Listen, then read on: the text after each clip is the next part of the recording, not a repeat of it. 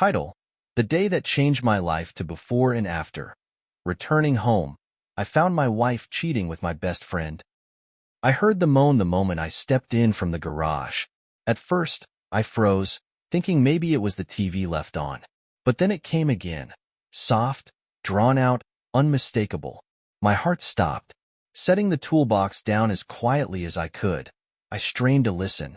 Every muscle in my body tensed. Another sound followed. A low laugh, hers. Diana's laugh. The one I hadn't heard in months. My stomach turned. I told myself it couldn't be what it sounded like. Maybe Peter had stopped by. Maybe something completely innocent was happening.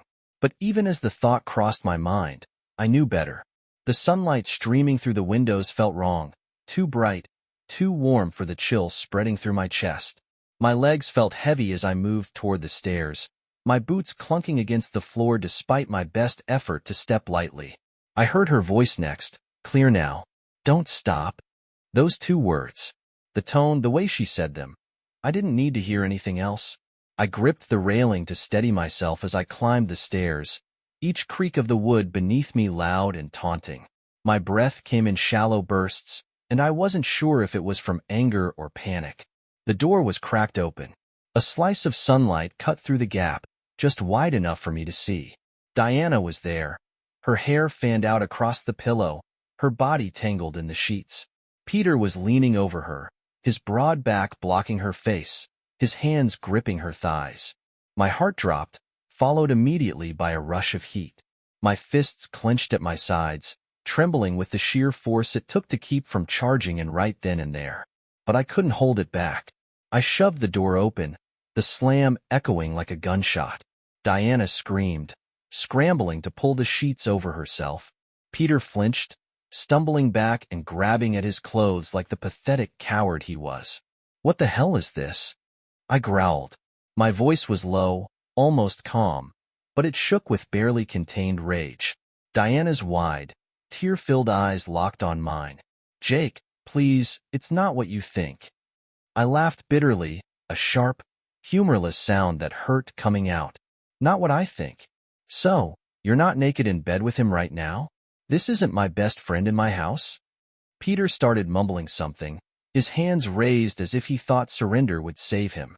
"Shut up," I snapped, cutting him off. I pointed at the door. "You. Get out.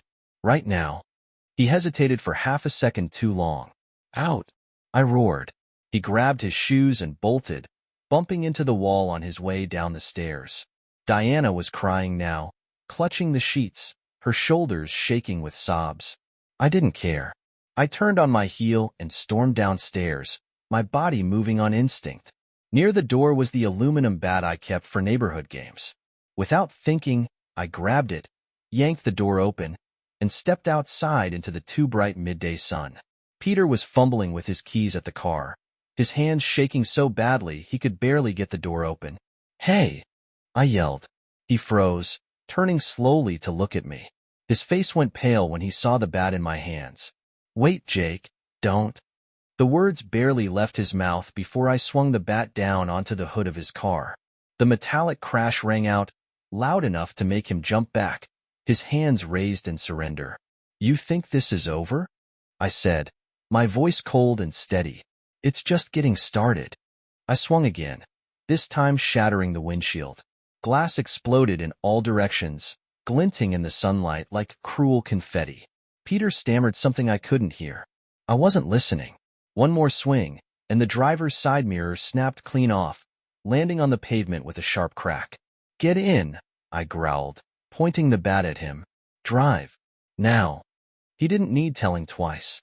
Peter scrambled into the car, the engine roaring to life as he reversed out of the driveway so fast he nearly hit the curb. The sound of his tires screeching against the pavement faded quickly, leaving behind only the shattered glass and my heaving breaths. I stood there for a long moment, bat hanging limply at my side, the adrenaline slowly fading. The heat of the sun beat down on me, but it didn't touch the cold knot in my chest. When I finally turned back to the house, Diana was standing at the top of the stairs, her face pale and streaked with tears. "Get inside," I barked. "We're not done." She nodded wordlessly, retreating into the house like a shadow. I followed, each step heavy with the weight of everything I just lost. I stepped inside, the bat still in my hand, the sunlight casting sharp shadows through the open doorway. Diana sat on the couch, clutching the sheet tightly around her trembling frame. Her tear-streaked face turned toward me, and for a fleeting second, I thought I saw shame. "Do you have anything to say?" I asked, my voice low, almost calm, a calm that barely restrained the storm building inside me. "I'm sorry," she whispered, her voice cracking.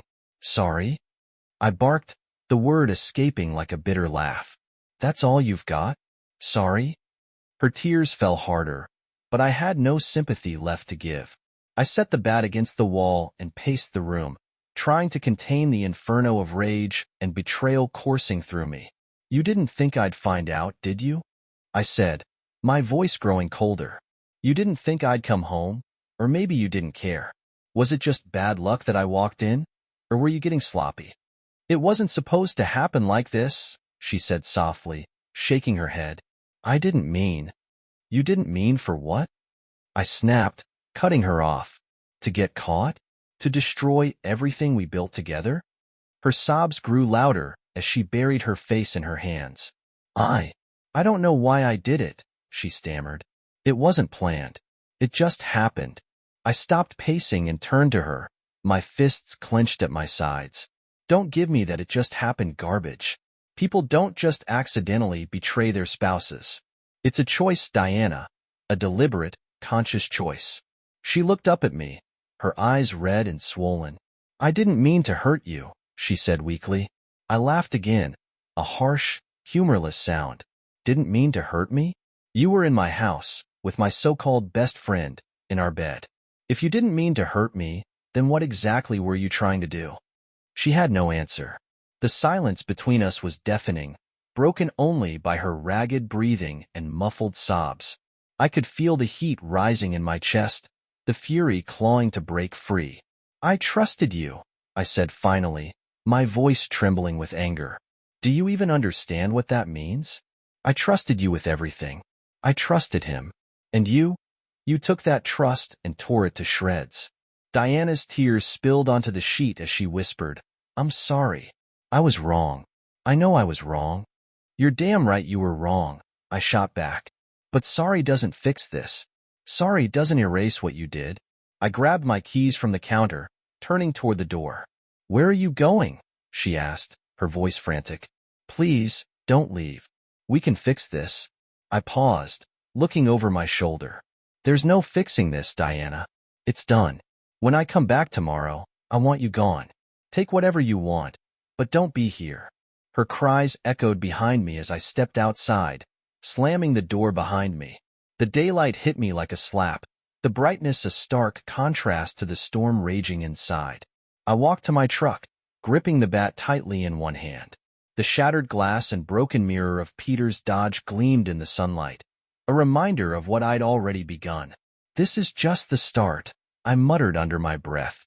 As I drove away, the house in the rearview mirror faded into the distance. But the betrayal? That was etched in my soul. I didn't sleep that night. My mind raced, replaying the scene over and over. The betrayal, Diana's tears, Peter's pathetic scramble out the door. The image of them together burned in my brain, and every time I closed my eyes, it resurfaced, sharper and more vivid. By dawn, I was in my truck, the bat resting on the passenger seat as if it might serve some purpose. I drove aimlessly at first, my knuckles white on the wheel, the radio silent.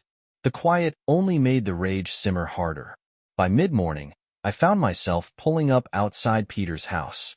Laura's SUV was parked in the driveway, the infant car seat visible in the back. The thought of Laura and the baby made my chest tighten, the anger mingling with something else. Pity, maybe, or sorrow for the storm I was about to unleash on her life. I didn't care. She deserved the truth. The house was quiet when I rang the doorbell, the kind of stillness that felt fragile, as though the slightest sound could shatter it. Laura opened the door, her face lighting up in a warm smile when she saw me. "Hey, what a surprise," she said, holding the baby on her hip. "Peter's not home right now. Did you need something? Yeah, I said, my voice strained. We need to talk. Her smile faded instantly, her eyes narrowing as she caught the tension in my tone. She stepped back, motioning for me to come inside. What's wrong? She asked as I followed her to the living room. I didn't sit. I couldn't. The weight of what I had to say made it impossible to relax.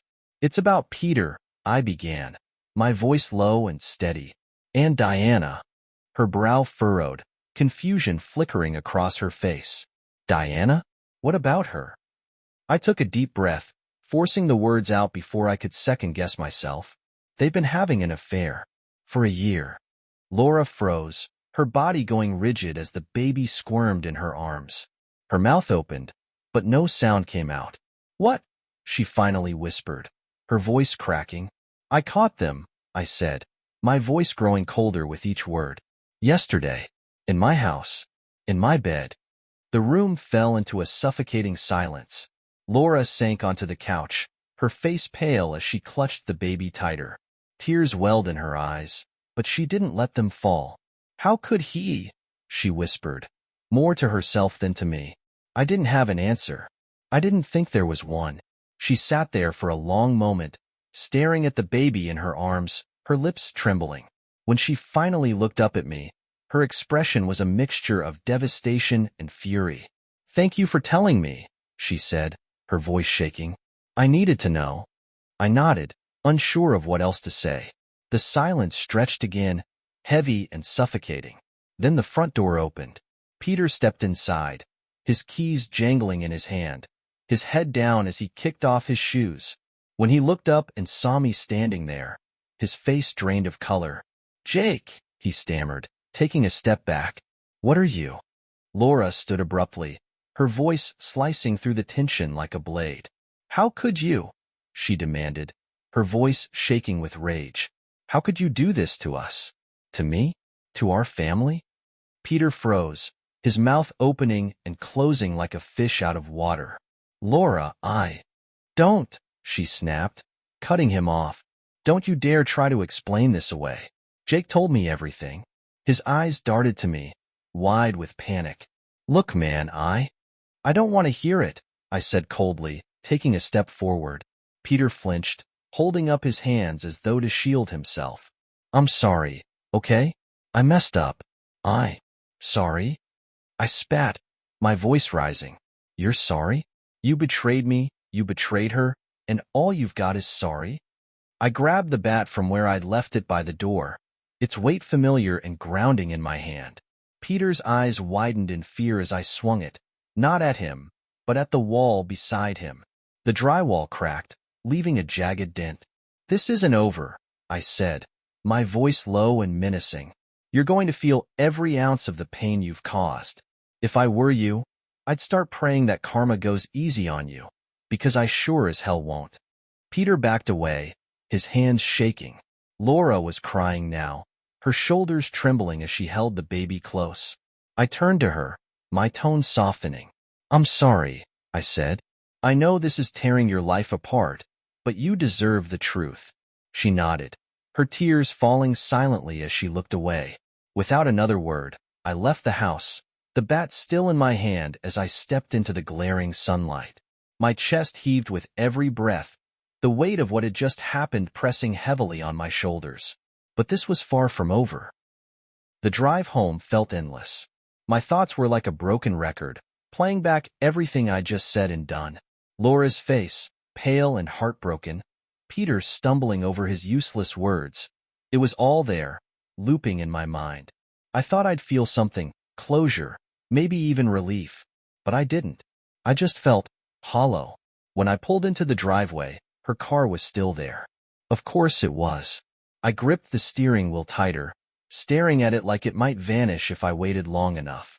She wasn't supposed to be here. I slammed the truck door harder than I needed to and walked inside.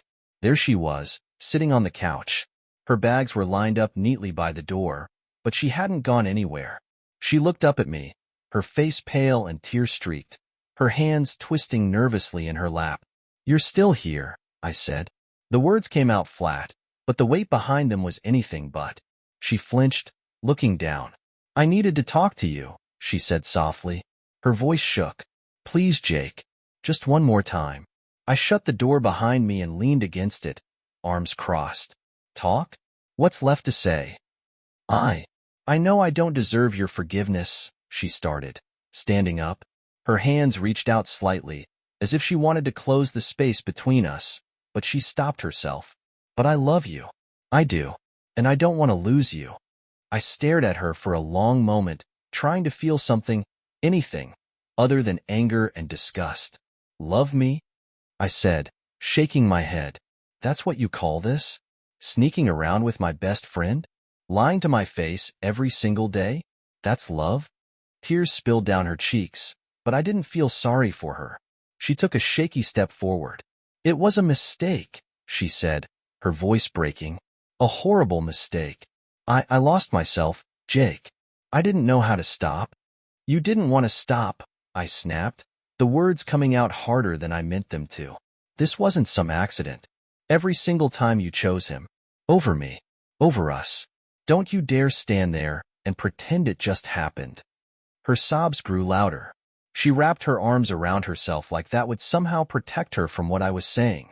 I'll do anything, she choked out. Anything to fix this. Just tell me what to do, Jake.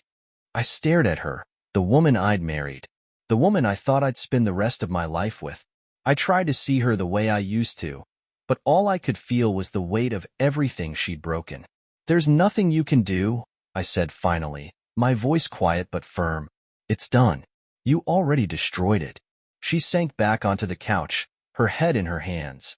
For a second, I almost reached out to her.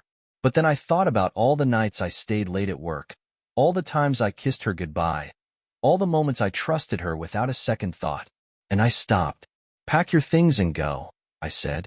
My voice was calm now, almost eerily so. Don't contact me. My lawyer will handle the rest. Jake, please, she started, but I cut her off with a glare. I'm done, Diana. Done. I deserve better than this, and you know it. Her shoulders slumped, and she nodded faintly, like she knew there was no point in arguing. Slowly, she grabbed her bags, her movements sluggish and uncertain.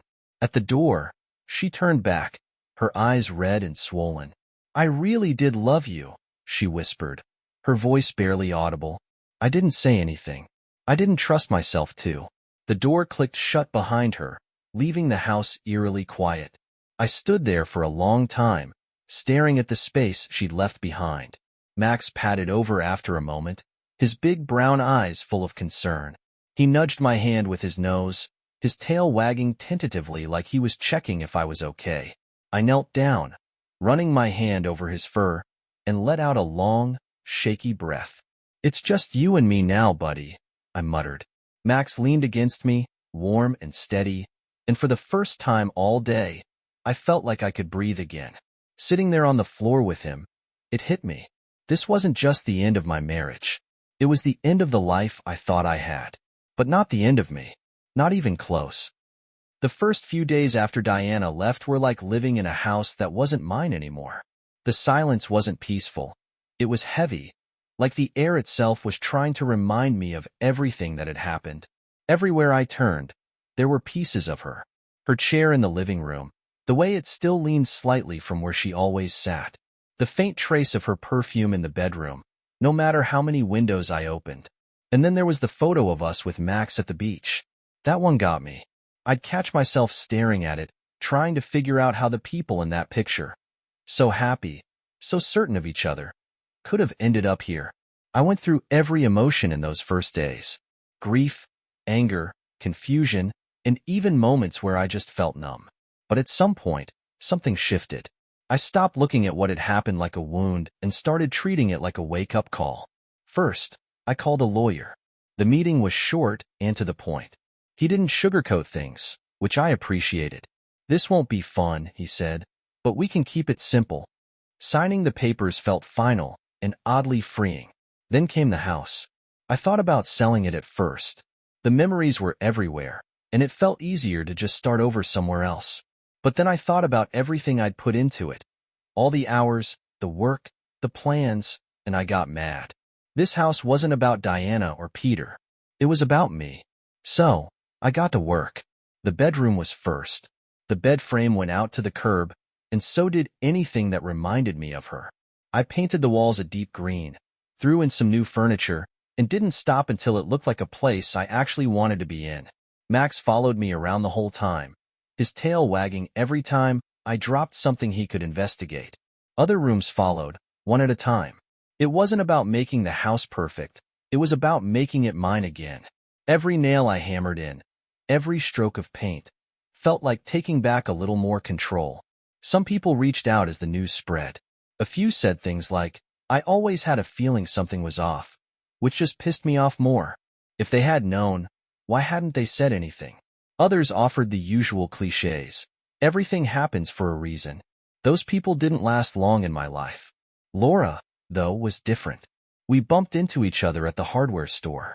She was holding her baby, flipping through paint samples, and when she saw me, she gave me this look, part relief, part understanding. "Jake," she said, her voice soft. "Laura," I replied, nodding. For a moment, neither of us said anything. What was there to say? We both knew exactly what the other was going through. Finally, she broke the silence. "I just wanted to thank you," she said, "for telling me.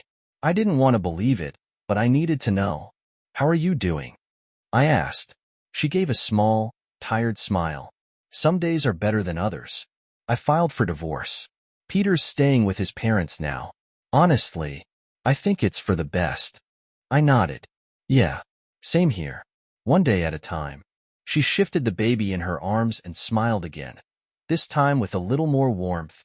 "If you ever need someone to talk to, you know where to find me."